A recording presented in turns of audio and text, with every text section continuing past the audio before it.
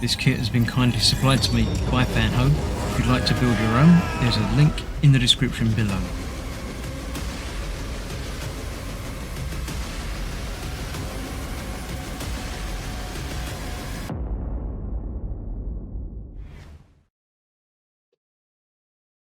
Hello, I'm Chris. This is Gross Models. Welcome to issue 10 of building the Infinity Gauntlet.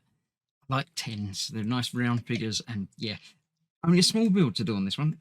I assume they obviously need to organise their shipments so they're not sending out all the massively heavy bits, because all of these parts are metal, and they obviously have some mass behind them. So if they send all the huge bits all at once, that package is going to be really heavy, and damage and loss and issues with that. So they obviously send out some smaller parts as well, which is nice. Looking at the space stone, the space stone, the Tesseract, isn't it, that one? So yep, that's from the movie. I'm aware of that. Look, it's got pictures from the movie in it. I've seen that. There you go. So yes, we're looking at the back of the gauntlet, the little detail piece that goes on there. They've supplied us with 6 extra screws, of which we're going to use like 2. So yeah, it's that little cross piece that just goes underneath the yellow stone. I can't remember what it is. Someone will tell me in the comments what the yellow stone's called. I know that the time one's green. Is it the soul stone? Let me know. Remind me what the yellow stone is. Eternity, all of reality. That's just cheap artwork. It doesn't look good. I don't like that. Don't like that at all. Yeah, no. Doesn't do anything for me, I must admit. I don't like it.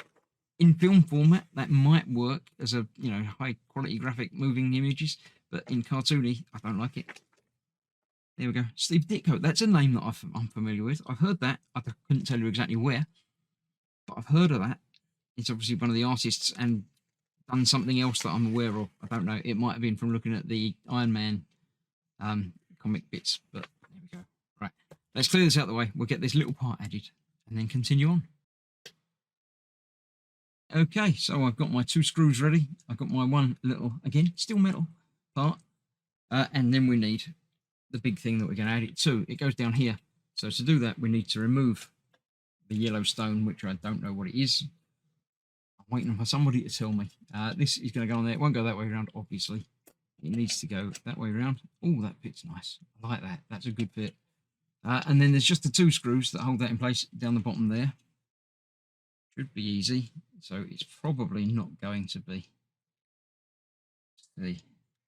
I do like that, we're gradually building up all of the screw holes in this to accomplish and hold everything together.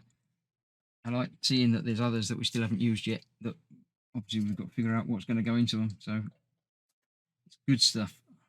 I'm enjoying this build. Simple as it is, each time we're getting a little bit more added and it all builds up, which, even though we're building up the front and the back at the same time, it all sort of feels like it's all coming together.